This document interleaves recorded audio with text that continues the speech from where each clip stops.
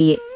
बीमारी बढ़ती गई, दवाइयां चलती रहीं, मगर सरस्वती की हालत सुधरने के बजाय बिगड़ती ही गई। उसका शरीर कमजोर पड़ चुका था, सांस लेना उसके लिए कठिन हो गया था। एक रात तेज बुखार के बाद उसकी हालत बहुत नाजुक हो गई। मंगरू उसके पास बैठा उसका हाथ। सुनिए जी, पायल का ध्यान रखना, वो अभी बहुत छोटी है, उसे रात में डर लगता है, उसे अपनी बाहों में सुलाकर ही चैन आता है। अगर कभी वो मुझे पुकारे तो उसे प्यार से समझा देना कि उसकी अम्मा हमेशा उसके साथ है। तुम ठीक हो जाओगी सरस्वती, मैं यही हूँ, कहीं नहीं जाऊंगा। तुम बस हिम्मत रखो। देखो पायल तुम्हें ही ताक रही है, उसे अपनी अम्मा की मुस्कान चाहिए। सब ठीक होगा सरस्वती, मैं तुम्हें कुछ नहीं होने दूंगा। लेकिन उस रात सरस्वती की सांसें धीरे धीरे थम गईं। लंबी बीमारी से लड़ते लड़ते वो हार गई। झोपड़ी में सन्नाटा छा गया।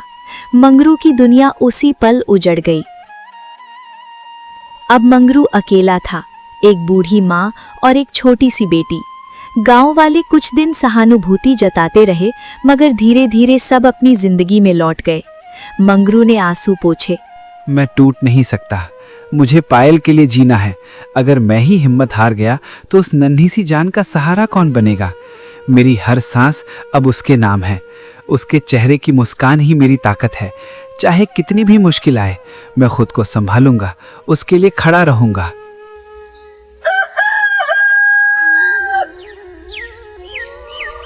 वो पहले से दोगुनी मेहनत करने लगा, लेकिन बीमारी में जो थोड़ा बहुत पैसा था वो खत्म हो चुका था। ऊपर से कुछ पैसे उधार भी ले रखे थे पत्नी के इलाज के लिए।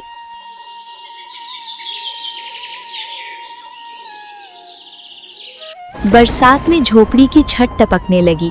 एक दिन तेज आंधी आई और मिट्टी की दीवार का एक हिस्सा गिर गया। माँ घबरा गई। बेटा, ये घर कब तक टिकेगा? देख तो सही, दीवारों में दरारें पड़ती जा रही हैं, छत से भी मिट्टी झरने लगी है। बरसात आई तो पता नहीं क्या हाल होगा। मैं तो बूढ़ी हो गई हूँ, पर तुम्हें और पायल को सुरक्षित देखना चाहती हूँ।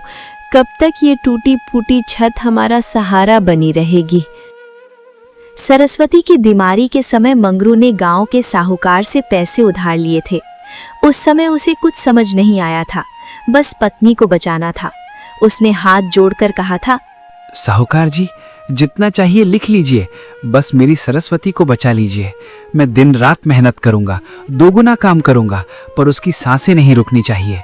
मेरे पास देने को कुछ नहीं है सिवाय अपने पसीने के। आप बस अभी मदद कर दीजिए। पैसा ले जाओ मंगरू, मदद तो कर दूंगा, लेकिन याद रखना, समय पर लौटाना। मेरा हिसाब साफ रहता है और ब्याज बढ़ता रहता है। देर हुई तो रकम भी बढ़ेगी। सोच समझ कर कदम उठाना, क्योंकि कर्ज का बोझ हल्का नहीं होता। बीमारी बढ़ती गई और आखिरकार सरस्वती चली गई, लेकिन कर्ज वहीं रह गया। अब साहूकार का हिसाब बढ़ चुका था, मूल से ज्यादा ब्याज हो गया था। कुछ महीने तक साहूकार चुप रहा। फिर एक दिन वो दो आदमियों के साथ मंगरू की झोपड़ी पर आ पहुंचा। मंगरू, ओ मंगरू, किधर है? बाहर निकल, कब तक छुपेगा? आज हिसाब साफ करने आया हूं मैं। मंगरू बाहर आया, सिर झुका हुआ था। जी साहूकार जी, बाहर ही हूँ। आपकी आवाज सुनते ही आ गया। गलती हो गई जो अभी तक रकम नहीं चुका पाया। गलती? तुमने इलाज के लिए 10,000 रुपए लिए थे, अब ब्याज मिलाकर 20,000 से ऊपर हो गया है। मेरा पैसा कोई हवा में नहीं उड़ा था। साफ साफ बताओ, कब लौटाओगे? मैं कोशिश कर रहा हूँ साहूकार जी, सच कहता हूँ, दिन रात मेहनत कर रहा हूँ। बस थोड़ा समय और दे दीजिए, हालात संभलते ही आपका एक एक पैसा चुका दूंगा। समय तो तुम्हारी औरत को भी भगवान ने दिया था मंगरू, और उसने भी नहीं बचाया। अब मैं क्यों तुम्हें और मोहलत दूं? मेरी दया से काम नहीं चलता, मेरा पैसा हिसाब से चलता है। हर दिन जो देर हो जाएगा, ब्याज अपने आप बढ़ता जाएगा। जितनी देर करोगे उतना बोझ तुम्हारे ऊपर आएगा। अब बहाने नहीं चलेंगे, सिर्फ रुपयों की बात है। समझो, ये समय तुम्हारे लिए आखिरी मौका है। मंगरू के दिल पर यह बात तीर की तरह लगी। माँ अंदर से सब सुन रही थी। पायल कोने में खड़ी थी। मंगरू ने हाथ जोड़ दिए। मेरे पास अभी कुछ नहीं है साहूकार जी, लेकिन मैं मेहनत करूंगा, दिन रात खड़ा रहूंगा, घड़े बनाऊंगा, हाट में बैठूंगा, एक एक पैसा आपको ज़रूर चुका दूंगा। मेरा घर, मेरी मेहनत, मेरी इज्जत सब इस कर्ज के लिए है। मेहनत? तेरी मिट्टी के घड़ों से मेरा कर्ज नहीं उतरेगा मंगरू। ये भावनाएं और बातें मेरे काम नहीं आएंगी।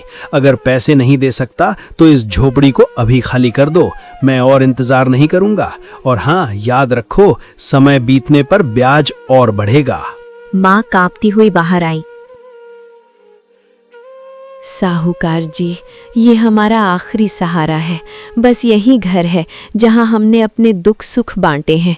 हमारी मदद कीजिए, हमें मत निकालो, हम बहुत परेशान हैं। 3 दिन का समय देता हूँ, या तो पैसा चुका दो या ये घर मेरा। समझ लो मंगरू, मैं कोई इंसान नहीं, हिसाब का आदमी हूँ। समय बीत गया तो फिर कोई दया नहीं होगी। वो चला गया। झोपड़ी में सन्नाटा छा गया। माँ रोते हुए बोली, बेटा, अब हम कहाँ जाएंगे? यही घर तो हमारा सब कुछ है। हमारी यादें, हमारी खुशियाँ, हमारी उम्मीदें सब यहीं बसी हैं। अगर ये भी चला गया तो हमें कहीं ठिकाना नहीं मिलेगा। कहाँ छुपेंगे हम? कहाँ रहेंगे? क्या हम सड़क पर सोएंगे? मेरे बेटे, तुम्हारे और पायल के लिए अब बस यही जगह बची है। बाबा, वो अंकल हमारा घर क्यों ले रहे हैं?